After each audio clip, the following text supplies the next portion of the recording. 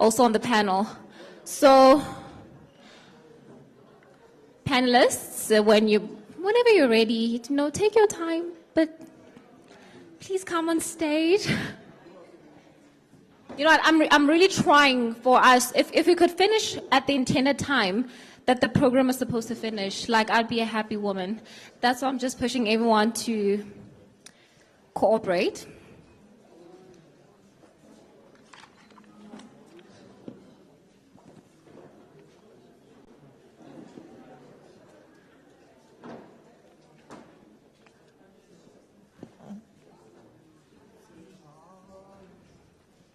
So if everything goes well, we are hoping that we'll be finished by 4 o'clock. And for us to be able to achieve that goal, I'm thinking that the panel discussions should take about 20 minutes and at most 30 minutes if Hovotane. So I wanted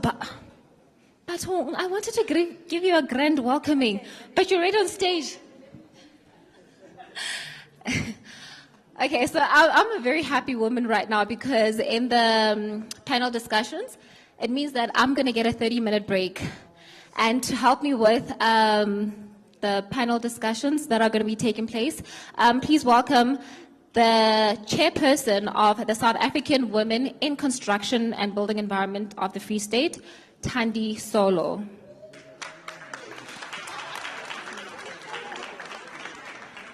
I don't like sharing. Does that mean I give you my mic? I have anxiety, separation anxiety. Welcome. I pass the reins to you momentarily. Thank you very much. We're supposed to be 5. Who am I missing?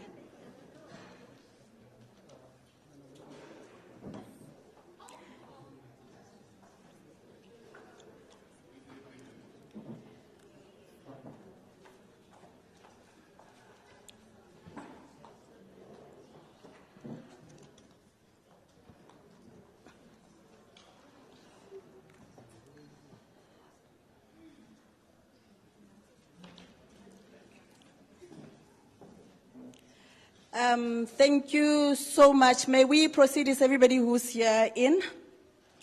Okay, before we start, I just need to get an indication. I'm going to ask everybody to stand up except our beloved MEC. Can you all please stand up? May we please stand up? No. Thank you.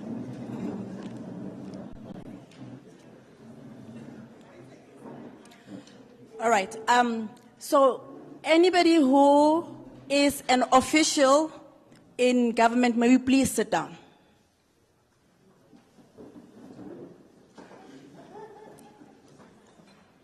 Okay.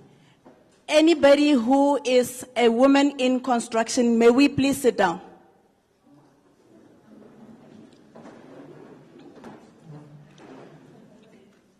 Anybody who is in manufacturing, whatever type of manufacturing, may we sit down?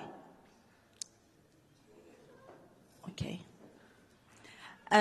Anybody who is a business person, may we please sit down? Entrepreneurs.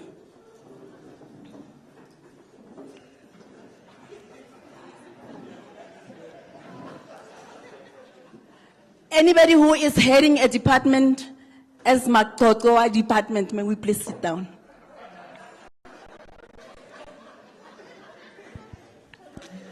Anybody who is an MEC, may we please sit down?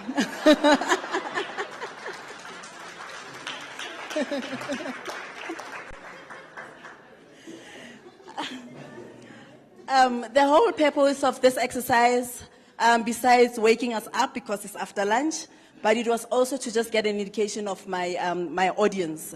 And I'm very happy to see that it's mostly really business people that are here.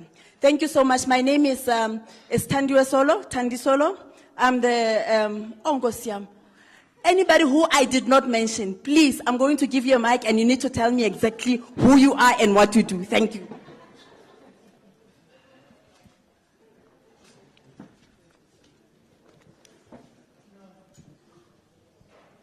Good afternoon, everyone. I am Councillor Thabo Mthimkhulu, member of Mayoral Committee from Setsoto Municipality.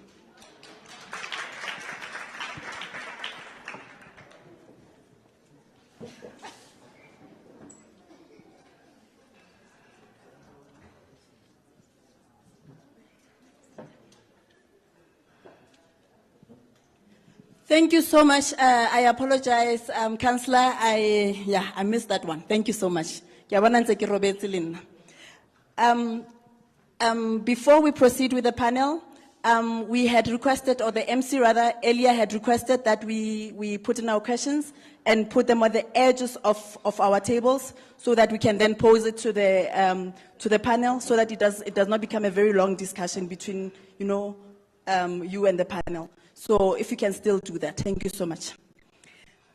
Ladies, thank you so much for availing yourself. And we're very excited in the Free State. As a woman who is in construction in the Free State, I'm particularly very excited. When I heard about the factory, I particularly got extra excitement. So thank you so much for the information that you have brought to our forum. Without long ado, because we really have limited time. There's different sectors in the economy. And one of the issues that we're having is the uptake of this IBTs, with the communities. What role do you think government, our government in particular, can play in making sure that the communities will take up this IBTs and not want to focus only on brick mortars? What is it that we think it can be done? I'm going to pose it to you because you spoke at length about the mindset change with regards to uptake of this kind of technology. So you can go ahead. Thanks, and thank you to whoever gave me that difficult question, because there isn't a straight and direct answer. I know that in some human settlements developments, the department has stipulated that whatever technology is used, they have to include the community in the actual construction, so that during the building there is learning. So that is one way that it is done. The problem with that way is, as I think I mentioned earlier, is that they learn and then they don't have access to the technology to go ahead and do it themselves.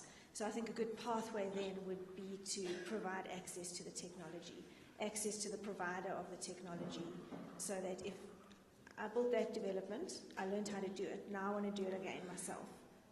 How do I access that technology, the material? So I think it comes down to access. So are we talking about communities here? Are we talking users of the communities as in builders, or who are we talking about in particular? Users, so build your own house type of situation. Awesome. Okay. The question is to you, Auslebo. How do you think bricks can play a role in influencing this use of these innovative technologies? As a woman in the bricks frontier. I am a woman in construction. Let's also remember that. But look, we make it sound like evolution in the construction industry is something new. It is not.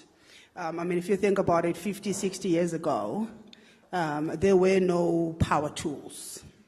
Somebody saw a need, somebody invented to make life easier. Today we've got these big machineries that we use to dig up trenches and. So I think we've mystified IBTs to a point that we are confusing communities actually. Because when you think about building technology specifically, building technologies are nothing but a replacement, a wall. Yeah? It is a wall that is built with whatever technology versus brick and mortar. That's all. One, but two, communities are looking for decent homes. Yeah?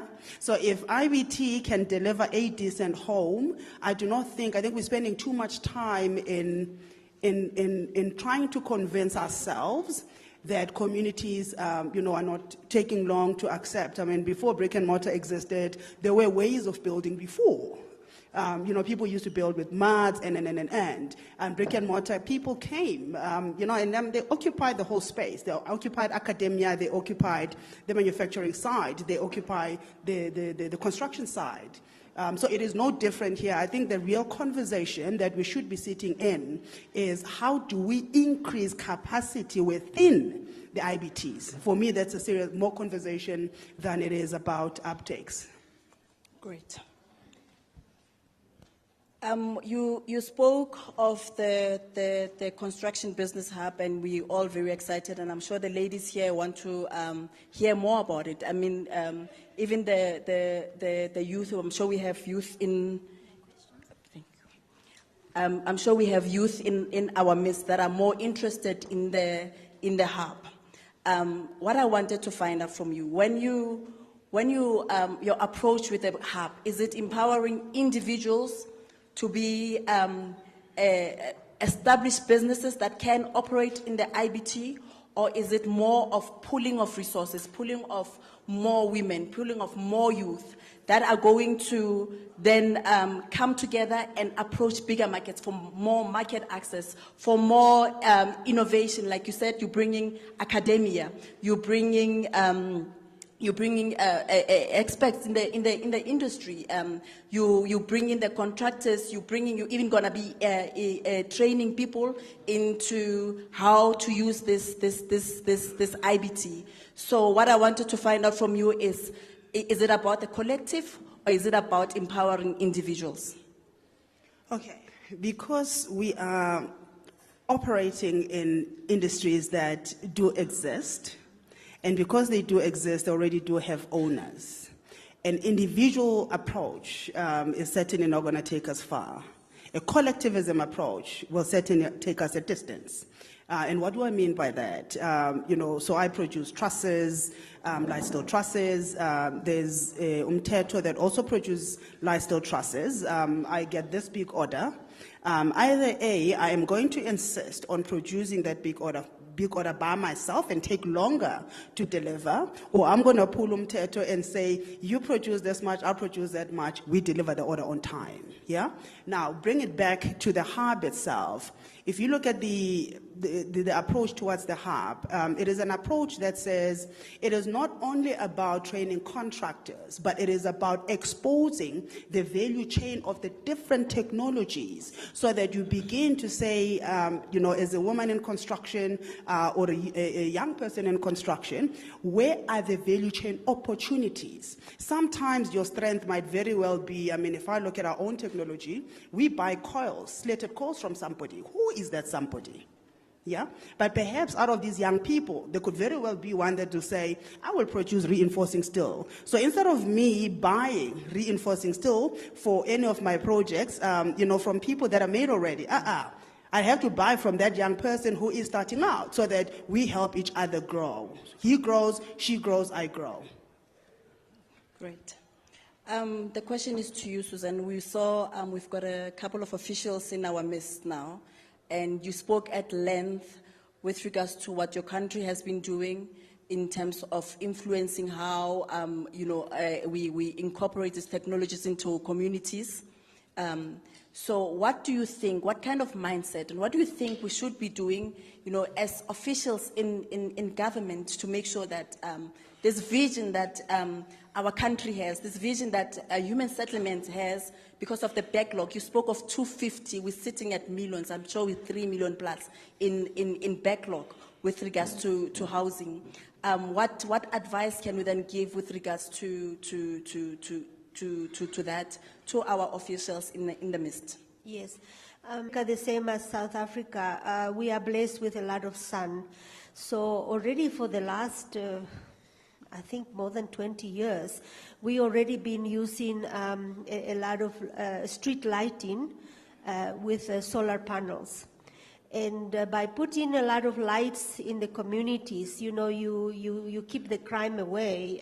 You protect the children playing outside, and so light is very important as a technology. And secondly, the new houses that are being built at the moment for the social housing, they've got smart switches in the house. So if you are in a room where nobody is in that room, that switch will switch off automatically. Those switches they cost the same as regular switches. And in that kind of technology, Then we have smoke detectors as well. So in the buildings, we are including Wi-Fi connectivity. And that has already been happening for more than like 10 years that I can remember. So the children already have laptops and they have connectivity. They don't have to buy, like here, the data, which is so expensive. So by doing small contributions to that technology, you are bringing the children up to date. So the education gets better. And so they they make a big leap in technology. And I think that is what, with very little cost, really. And then another aspect that also we have seen is that in the areas where the settlements are, public markets are built. So that means if you are producing in your garden more cabbages or more onions or more fruits than you can consume, you can take it to this local market, and then you create this microeconomy and creates money for the single parents that can then have that money for extra curriculum activities for the children. So we create the whole ecological environmental, family, community-orientated circle, okay? That's another contribution that I can, Just hold on to that mic. I'm not letting this one go. What is it that Bolivia is doing right? Because it looks like everybody is buying, has bought into what you plan to do as a country.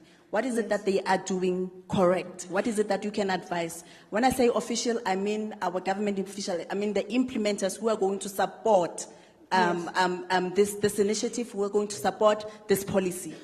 Yes, I think what Bolivia is done very well since Evo Morales took over, and then now his same government, is that they have used the resources of gas, and they have plunged that money into community-orientated projects. And I must give credit to that because it has transformed the country, because it has given infrastructure, it has provided housing, it has provided a very high standard of living. But the economy is not a 100% socialist or communist or Marxist economy. It's what we call a mixed economy. So there is laws that protect investors, and we attract investors, so we are, say, capitalist from that point of view, but from the social services point of view, we are onto that social mentality. So we are basically the two sides of the coin. And I think I would also suggest that ANC changes the mindset. We are already far too on the liberation movement. Now we need to deliver. So we need to change policy. We need to attract the people that bring the money, but we must also help the people that don't have the money. That's what Bolivia is doing right. Great stuff. Thanks.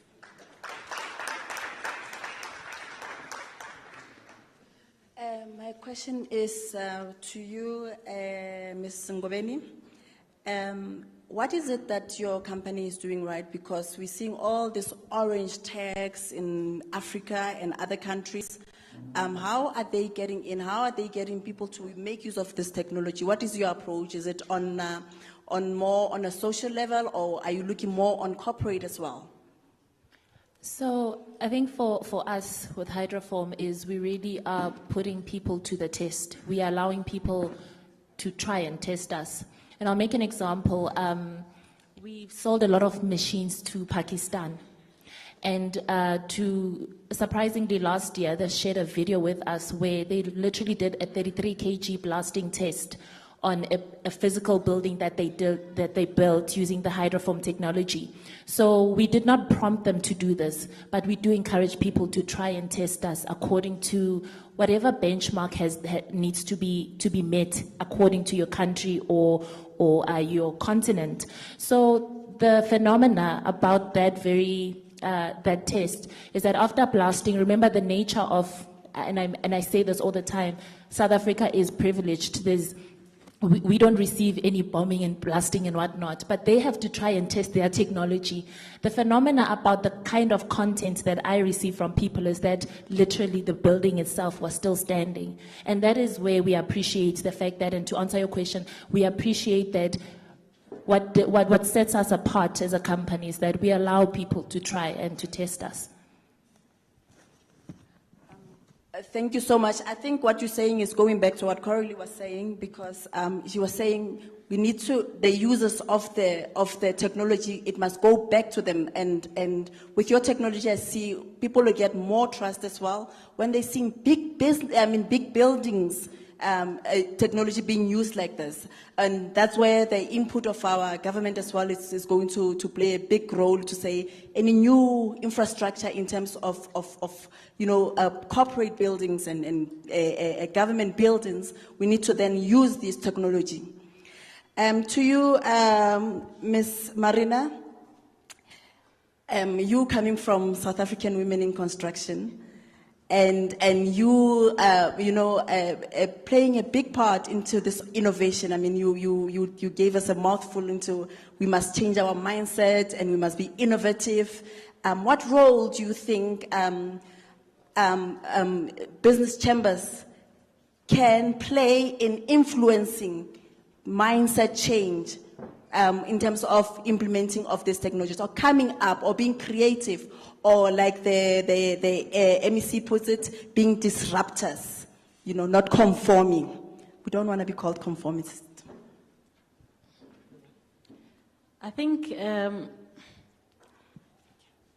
business has a role to play, but also the client has a role to play. So as business, we're sitting here, we're saying we've got the products, we've got the processes, we've got the technologies, we've got everything else.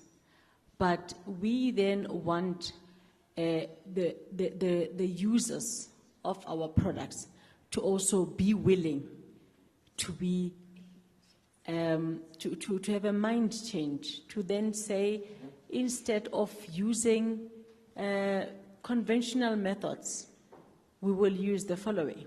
So our role is to advocate, provide advocacy for innovation, for technology. That I think we are already doing. Already when you see the products out there, this is the platform that is being created by business to say the products are already there. So you're creating the awareness, we're advocating for the products.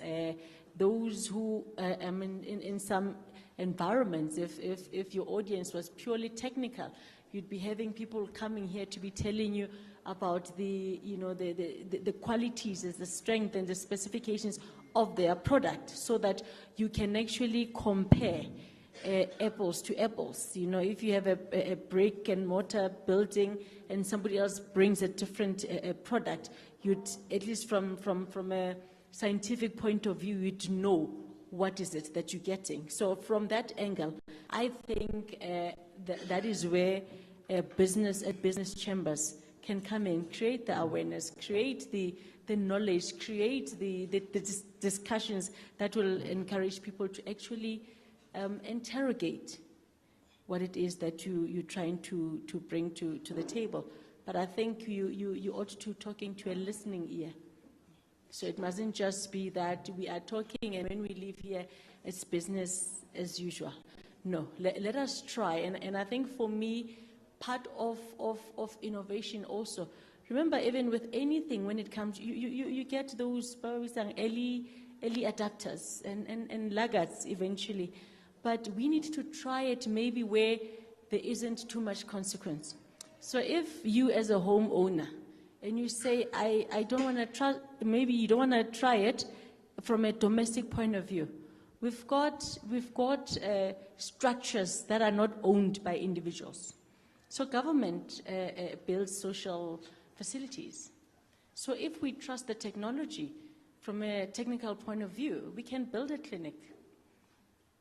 And if that clinic outlives you and your children go for immunization in that clinic and they grow up and they become nurses and doctors, and that structure is still standing, then it ought to say something to them about the sustainability of that technology. And we do that with various other things where the consequence is not personal. And from there, then we learn that actually I can trust this.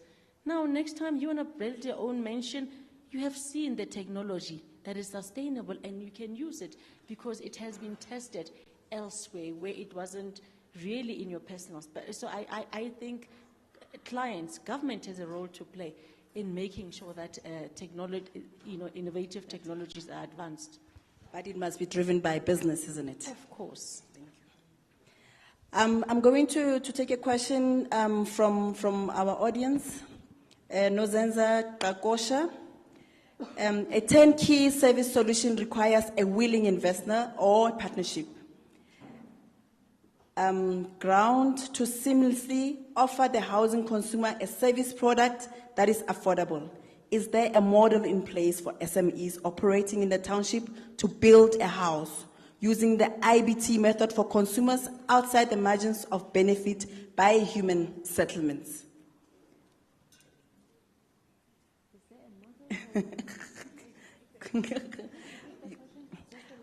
Okay, is there a model in place for SMEs operating in the township to build a house using the IBT method for consumers outside the margins of benefits by human settlements? I think that's what Caroline was trying to say the technology has to go back to people.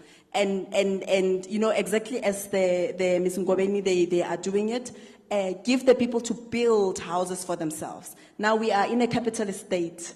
If I'm not getting anything out of this, then it's going to be a problem. That is why I asked you that question. How did you get people to come together and do that? Because immediately when you're taking it out of human settlements. So this is where the line of question. But I think you have answered that.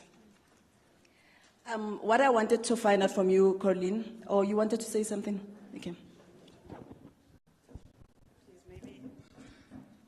My response is going to be one of those controversial ones. So I think what the lady is asking is, you building a house in the location. She's probably talking bonded stock. And who offers mortgage funding? It is banks. Two things. Number one, banks are taking their time in accepting IBTs because they are looking to government to lead the way. Number two, it is unfortunate that 99% of banks in this country are not even owned by this country. And yet we make them richer because we bank with them, yeah? Whether we bank with them as businesses, whether we bank with them as individuals, but bottom line is we keep contributing to their growth. And I have a fundamental problem with the fact that we seem to continuously go out there pleading for certain things to happen. And of course, we as the business community will plead, but our government shouldn't be pleading as well. Our government should actually be taking a lead. How ready is the Department of Human Settlements? And I want that to be answered by you because you are the ones who are working with the technologies. How ready is the Department of Human Settlement Free State to find projects in the IBT space and the opportunities presented by the value chains of IBT as a new sector of the economy, in a recovering economy, and to allow participation of women, youth, and people with disability, meaning an inclusive economy? This is from Kilem Teto.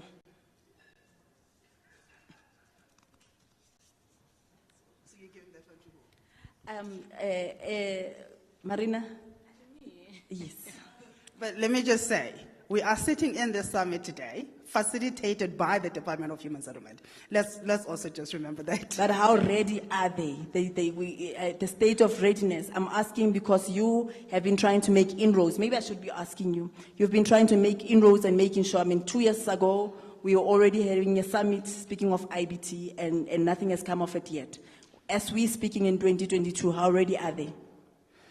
Okay, so the fact that we are sitting here today, there's always a starting point.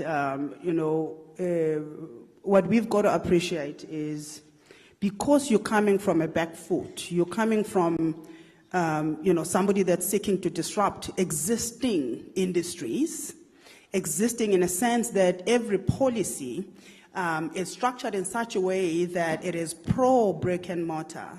Every tender is backed brick and mortar. Every graduate comes out brick and mortar, which also sometimes just really wakes me off a little bit. We've got a QS in the office, and I always say to him, so you were taught with WinQS, you still use WinQS. At one given point, has any of you thought about developing something better than WinQS? But anyway, that's neither here nor there. But the journey for us and the uptake is still taking slow. And unfortunately, in the process, you're not generating money. Yeah? But we've had to endure. We have had to walk the journey of ensuring that, today we're seeing a lot more IBT tenders coming out. And not only in the country, but even within the continent. It is the unfortunate thing that that's the journey we had to walk. And yes, it came at a heavy price. But we've walked the journey and we are here now. And I think we must be appreciative of the fact that we have actually reached this point where we're starting to talk commercialization of these conversations and not just more donations and more donations and more donations, yeah?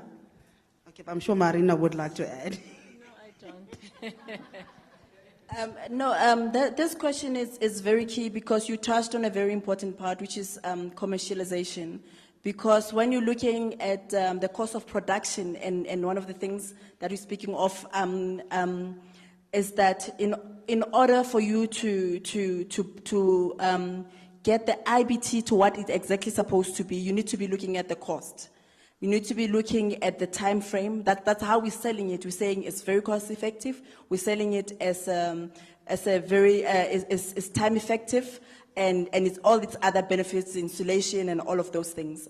However, as a manufacturer of this technology, do you have the numbers? Because now we're looking at economies of scales. The more you produce, the more cheaper you can sell the product back to the market at a reasonable rate. So in the absence of commercialization and this being brought up to a level, we're going to see the cost, comparatively, building a 40 square meter will cost about 350,000 plus minus with IBT versus, you can pull in something with 150, 180,000 when it comes to brick and mortar. So how is that affecting you and what would you want to see going forward? Yeah, that's a very good point. Economies of scale.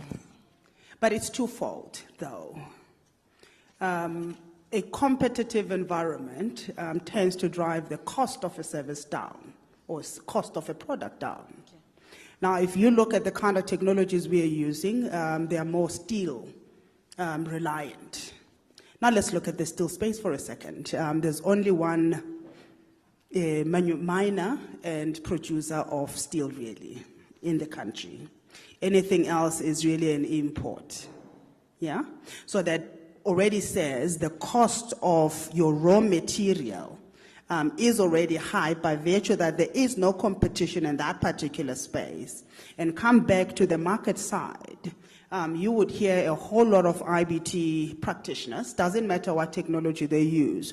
There's a minimum standard that you've got to have at least 300 houses because anything less than that, the economies of scales just don't make sense. I'm appreciating the hydroform model, and they're quite clever, actually.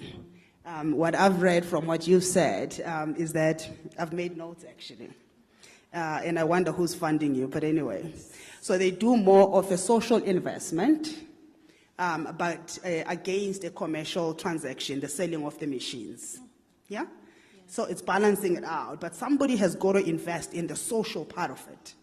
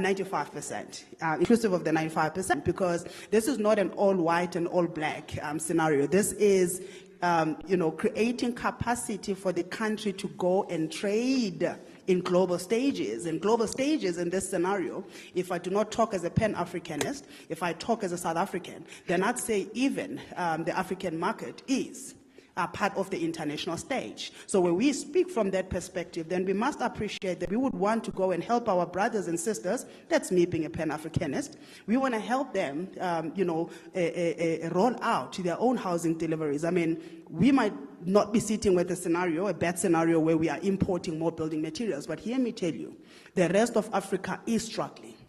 They're importing substandard building materials while we are here, and it's coming at a heavy cost. And the cost of construction, therefore, is quite high.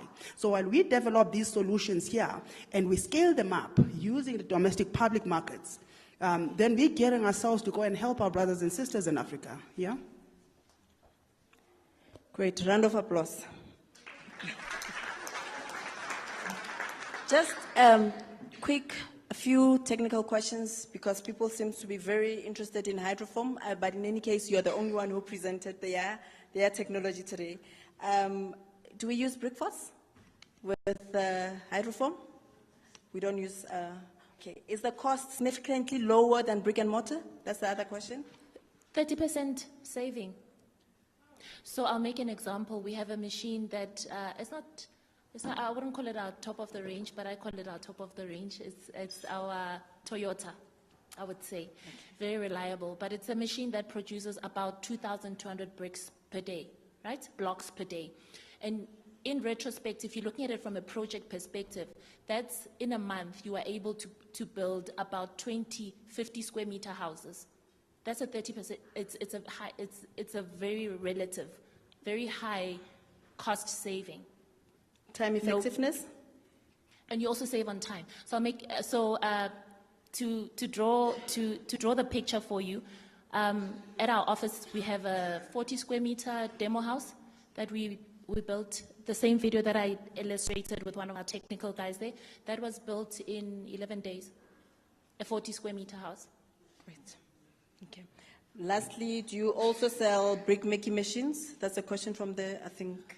So hydroform, which was part of my introduction, is a hydraulic formation. It's the manner in which the bricks are formed, the blocks are formed. Apologies.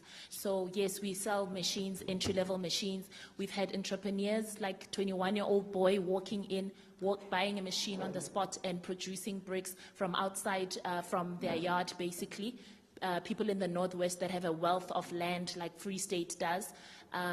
We have machines that are also able to make about 6,000 blocks per day, basically. So it depends on the nature of the project, how big your plant should be. Because another example is in the Eastern Cape, someone who's producing hollow blocks or pavers, etc. They come back to us for another business model where they're saying, I really want to double my chambers, I want to double my production because I've grown so much that I'm a supplier of cash builders warehouse, build it, etc. So we've been able to aid and support people, business people in that manner. I hope that answers the question. No, it does. To you, Corinne. SANS and SABS, that will be you. How can locals be empowered to make sure that their products comply with SANS and SABS?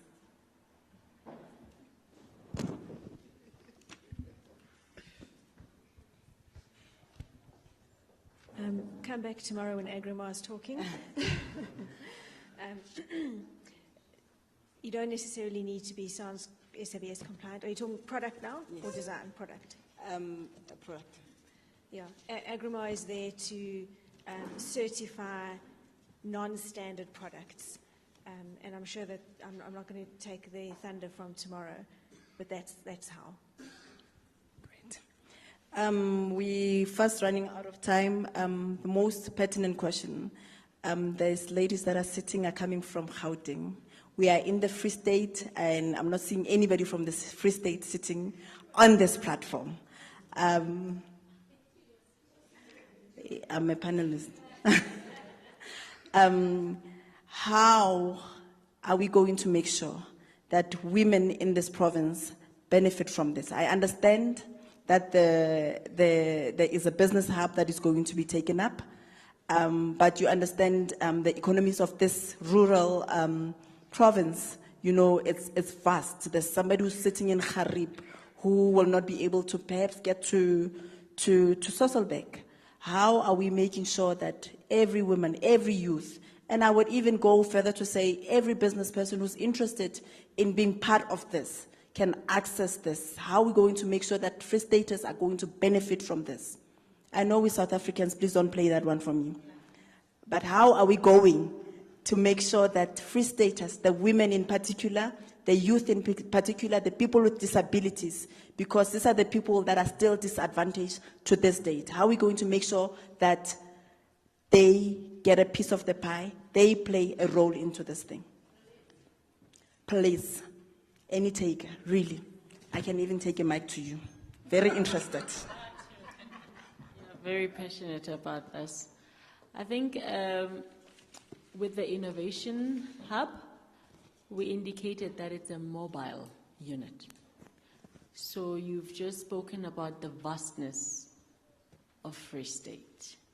Yes, the starting point, the intended starting point is Sasolburg. But we indicated that it's mobile, precisely that, because if our target is 800 contractors, women contractors, registered on CIDB, and 100,000 jobs to be created. And by the way, we're not just focusing on women in construction because we're talking value chain. So we indicated that we are also targeting professionals, both employed and unemployed graduates, to be training them on the system. So the mobility of the unit at least covers the vastness, but also gives more people in different areas opportunities to be trained. And as we said, we're not focusing on creating contractors and manufacturers. So this is about industrialization, and localization will then come from the fact that implementation will happen in all those various areas. So this is only speaking the Free State, but the intention would be to do the same for other provinces as well. Great. But I would still like to find out from our MEC, how do you intend on protecting us from the vultures from Gauteng? Poor MEC. You are not vultures, we love you. MEC, how do you intend to make sure that these technologies are going to be implemented by the women in the Free State, the youth in the Free State, the people with the disabilities? How are we going to protect us from outside forces coming and take 95%, and we have the 5%?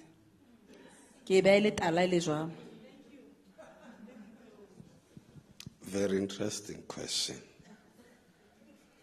You have not been protected from the other vultures in the industry. As it stands, you in the province, you still, I was talking about one project that cost the province about 189 million. 150 million of that project went to the suppliers, and there was no protection. And 39 is what you got. But the intention, as I said, that we need to change the rules, we need to change the way we do things. You've got people who are saying, we have paid the school fees, and they say, we want to hold you and bring more of you into the game.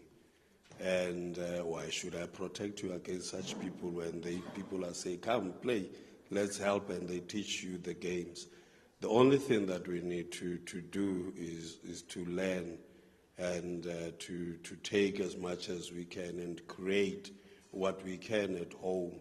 And in that way, you leave those who you will call rogue, whatever, no space to play, except that they would have given you the chance. And in this case, I just want you to look at it as an opportunity that we must not miss as a province.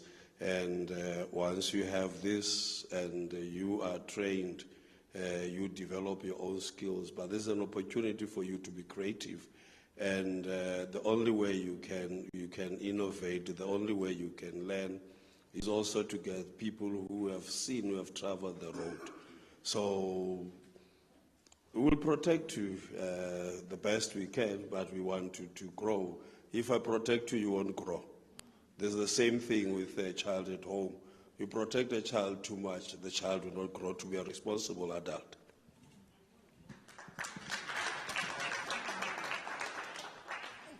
The imperative word being protection, but the the protection really is stemming from the question of protection is stemming really from the fact that we in the Free State seems like opportunities are bypassing us, or we do not have information, or lack of information, or dissemination of information. It seems like, you know, things are discussed in sentence somewhere.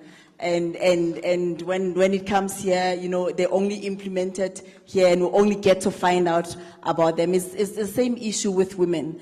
Whether we like to believe it or not, business is discussed outside of you putting your proposal. If the decision is taken a long time, way before you even put in your proposal. So unless you are invited into those meetings, unless you are invited into those boardrooms or those cocktails or whiskey places where people are drinking, then you're always left behind. That's why we're lagging. And people are always asking me, why are you always pushing women? Women are also entrepreneurs. They must push this, you know, like entrepreneurs.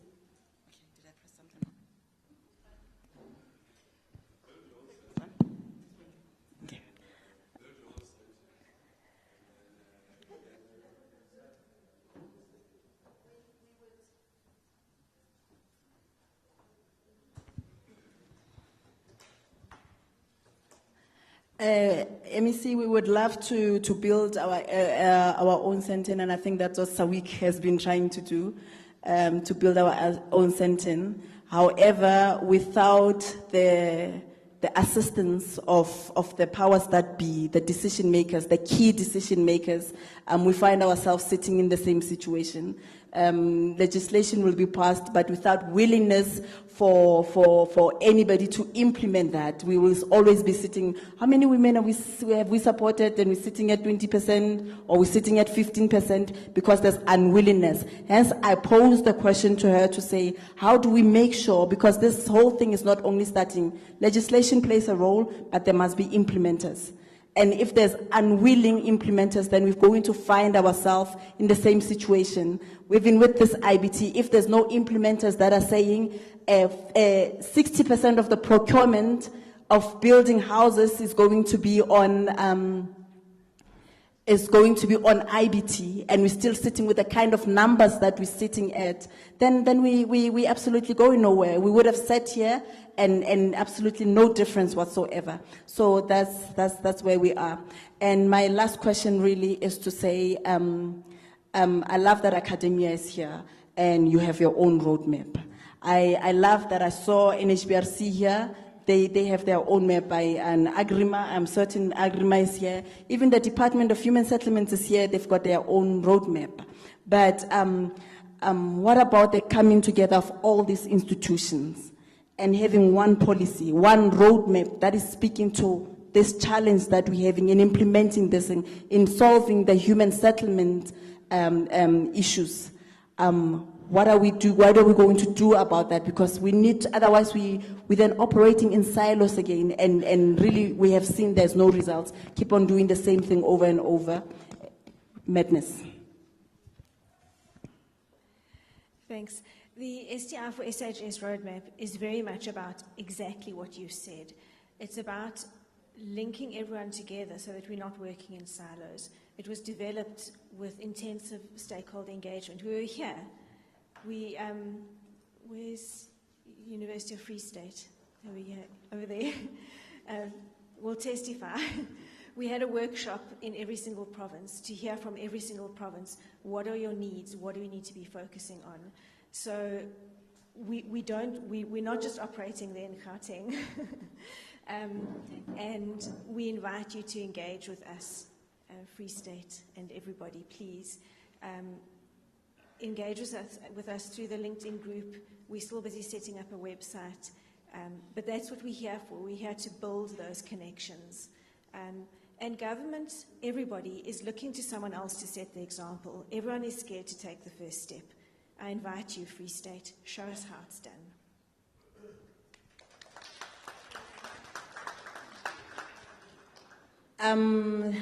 Yeah, the MC is looking at me with that eye that Kane look at when I'm trying Abel to was... pull a mom face, you know, when toddlers get that look from their mom, but I see it's not working.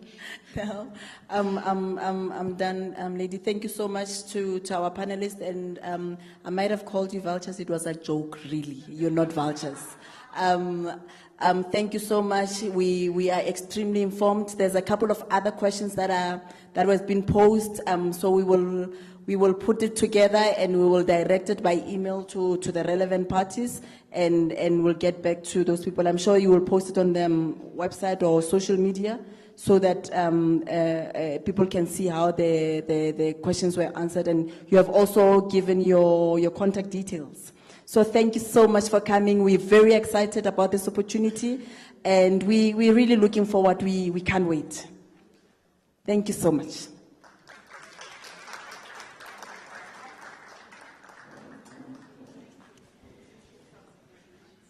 You need to come back again. No. Yes, please do come back. You're invited. No, it's a joke. There's no vouchers. Hey! Apparently you did. The voucher word. Okay. Hey. Let's give them to Terrence. Terrence, what about that? Okay.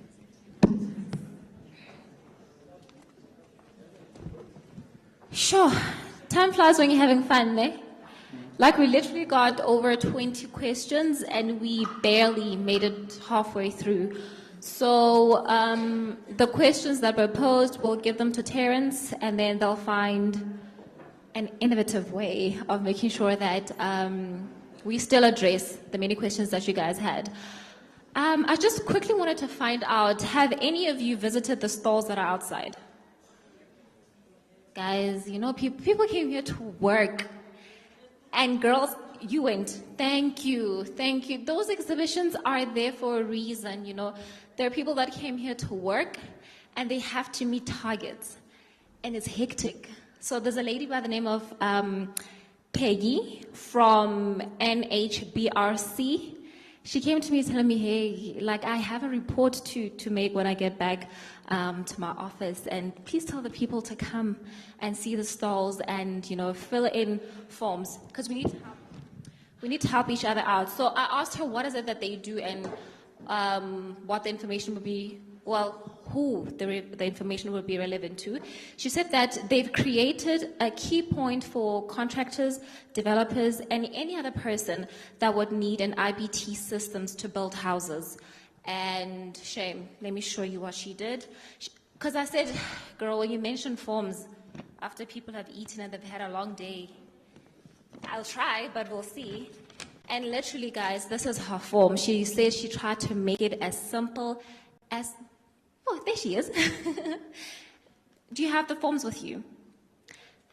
They're at the stand. Okay, so Peggy, that's the person you need to talk to, and please make sure that you at least visit, and so that she can have a good report back when she gets back to her bosses, right? We're literally done. I'm just going to call in a representative from FDC, David Teba.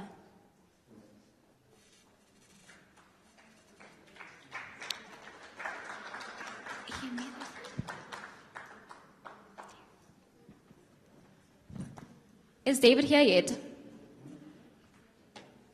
Is he here?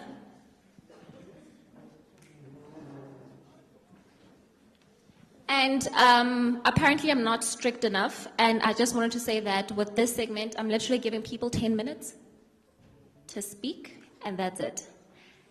When I stand up from my chair, just know that you have 1 minute remaining.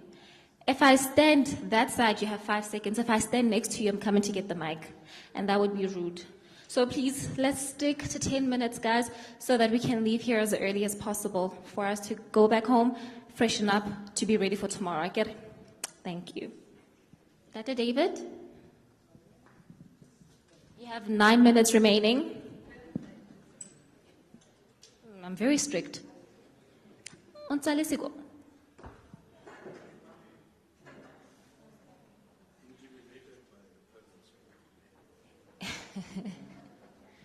No, he's not. A round of applause, David. Thank you.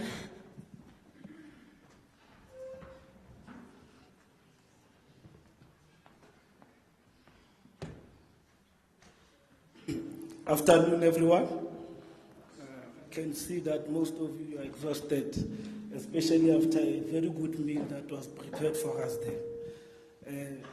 Thank you, Program Director. My name is David Tiba. I'm from an institution called the Free State Development Corporation. Let me start by greeting the leadership of the department, led by the MEC and the management of the department, the councillors, the mayors, the MMCs, and mostly the contractors. Here's the background. I'm just going to be quick. Like maybe I have, how much time do I have left? I think it's 5 minutes. 7 minutes, 50 seconds. Okay. I'll try to be quick as possible, I promise. The background of the institution where I come from, the Free State Development Corporation, our primary mandate is to promote the economic development of the people of the Free State by means of financial and non-financial support. But today, like I indicated, that most of you are contractors, I'll dwell much on the financial support part.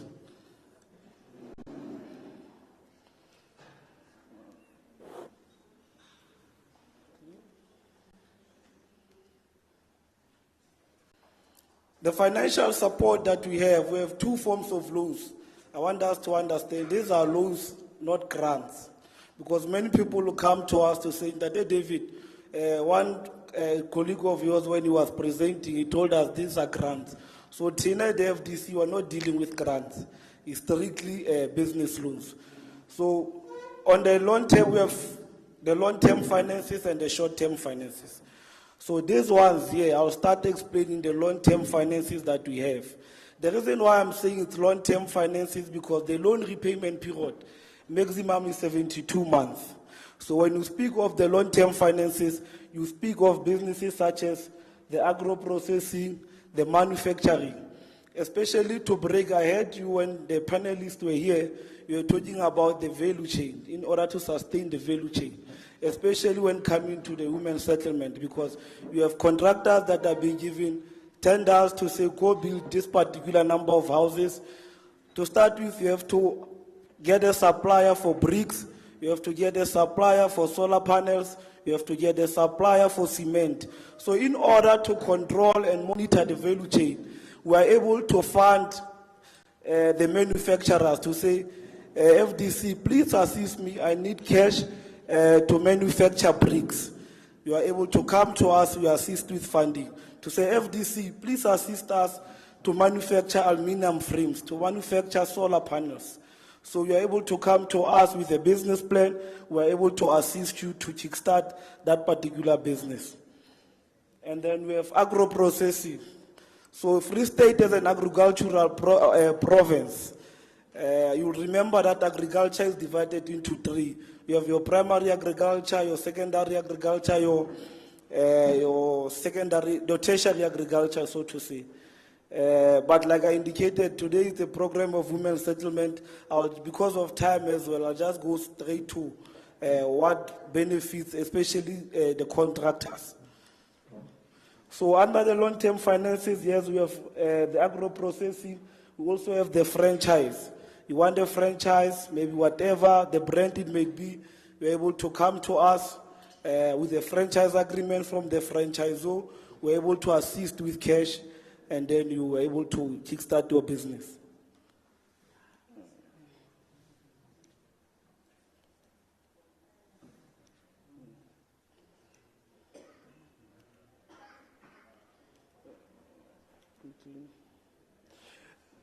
We have what we call the bridging finances. You remember when I started, I said we have the long-term and the short-term finances. The long-term finances, like I indicated earlier, these are businesses whereby you come with a business plan, your manufacturing, your franchising, your agro-processing.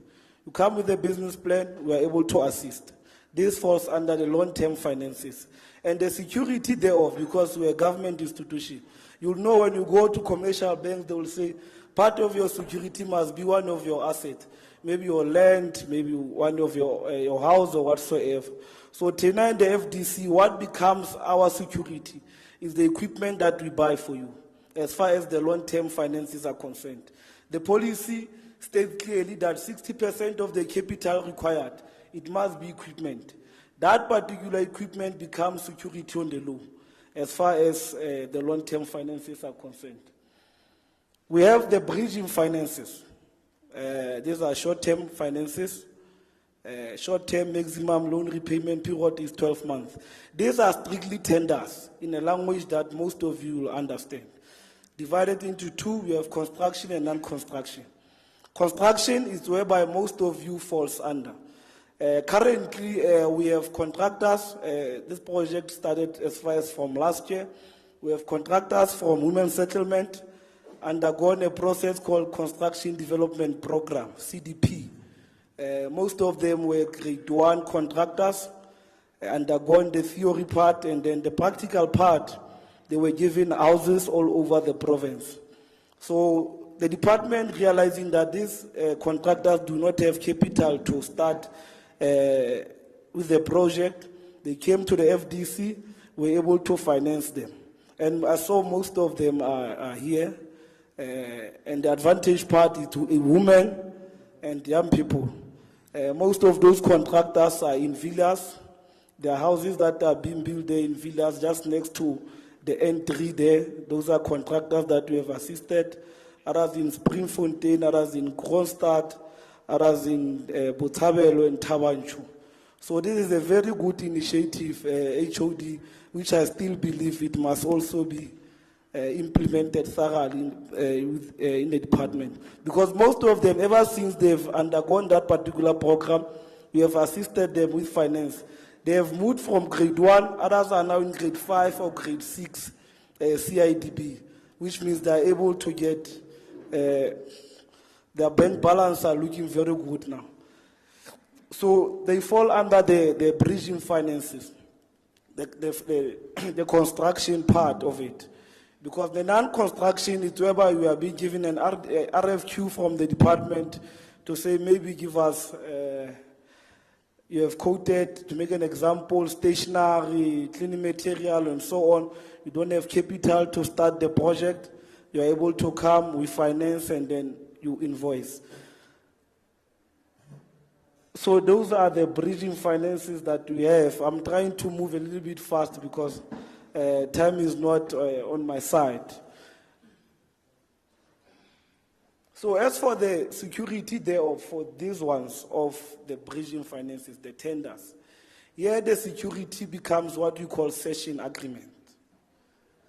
In this case, session agreement, because I know most of you are familiar with it, in this case, session agreement is whereby the department together with the FDC sign the decision to say when you invoice and the department pays, the money goes straight to the FDC, and then the FDC will take what belongs to it, and then you get what also belongs to you. Because in the past, we'll use what we call joint signatory account, of which for me it was much easier.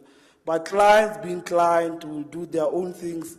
You'll be sitting there in Tatesilo, hoping for the client to come back and repay, only to find out the client has removed you as a signatory on his or her bank account. And the department loses. So now we are back using session agreement. But I know with Women's Settlement, HOD, it's much quicker process.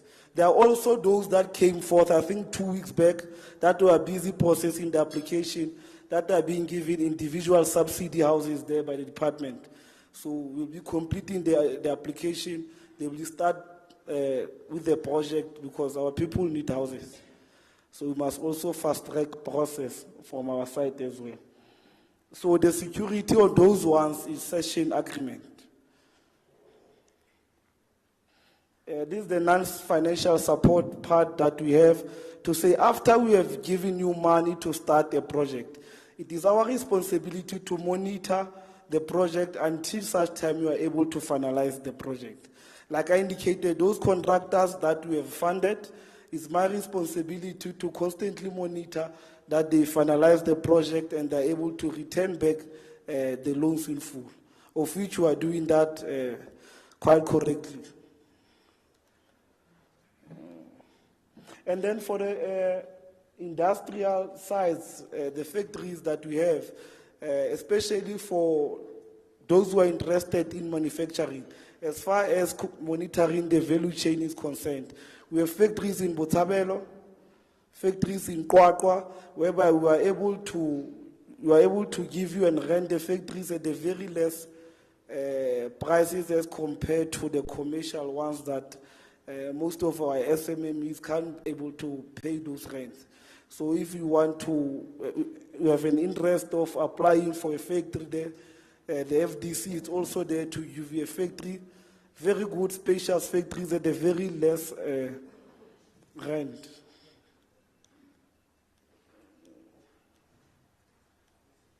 So these are our district offices. We have district offices across all the districts in the province, with the head office being there in Bloemfontein, that's opposite the SABC, Kona Kelna and Maghraf, and those are the district offices. Putadi Chaba, facing the Derby. In fact, facing the Derby is now in Paris, it's no longer in Sasolburg. My apologies for that. Usually Putwa in Velkom and Harip in Dronsberg, and also there in Harrismith, there. We also have offices there. May I think I've managed to limit time. Thank you. Thank you so much. You really did. I think if there were any awards for people that keep to the time allocated to them, you'd be one of the people that receive something. Ah, shame you're sweating. Is it me? It's hot. Okay. Okay. No. All right. So our next speaker. I have to apologize to them actually, because they were supposed to speak first, but because I'm laser focused on one person that I communicate with, if he changes, unfortunately I can't bypass, you know. So he hasn't said anything yet. So now it's your turn. We have a representative from BMI. Please give a warm welcome to Ms. Melanie van der Berg. And I'll give you 10 minutes, 50 seconds, just to apologize. Just 5. Oh, perfect. Thank you.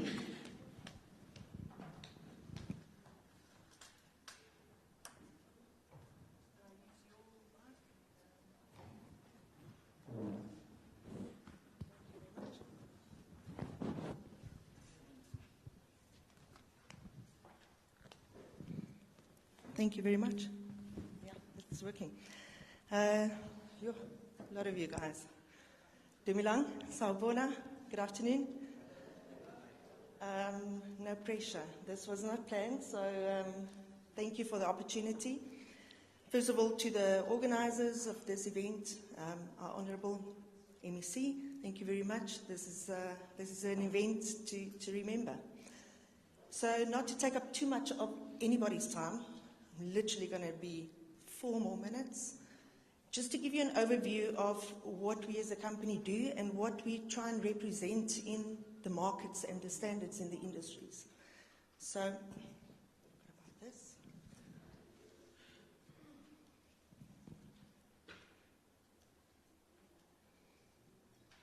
Ooh, too far.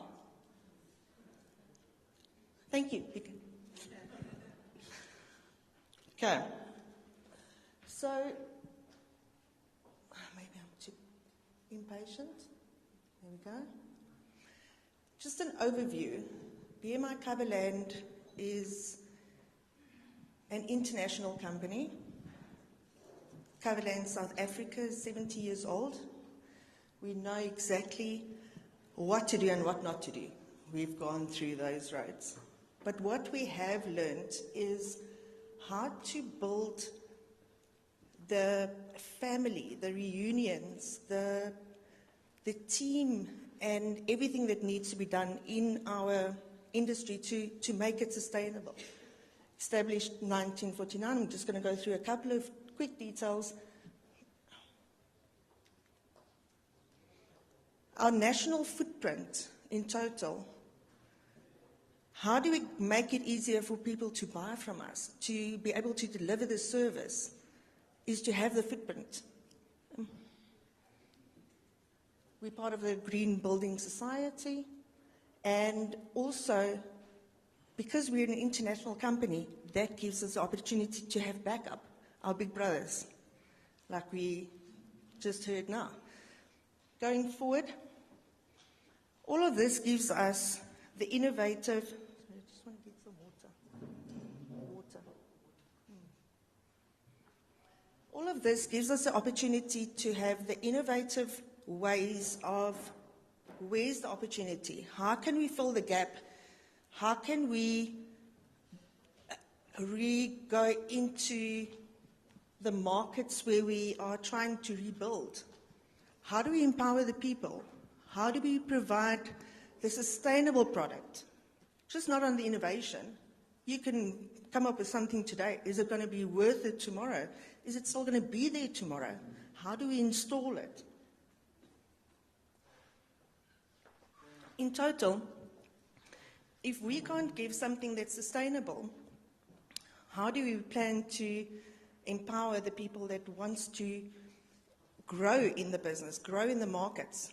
We're talking, yes, we've got a new product, but now how do I install it?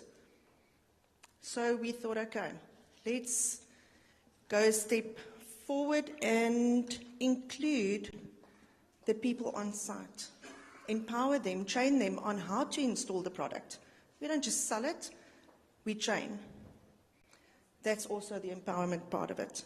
Now, giving a 30-year guarantee on our roof tiles is what differentiates us from our competitors. What does that mean to the homeowner? What does it mean to the architect or the QS, the builder? Are we getting what we're paying for? And can we show that? That's what we do. So just in total, this is just to give you a quick look on a video that I'm going to play for you, and please enjoy. We are outside, as was mentioned, if you have any questions, and enjoy.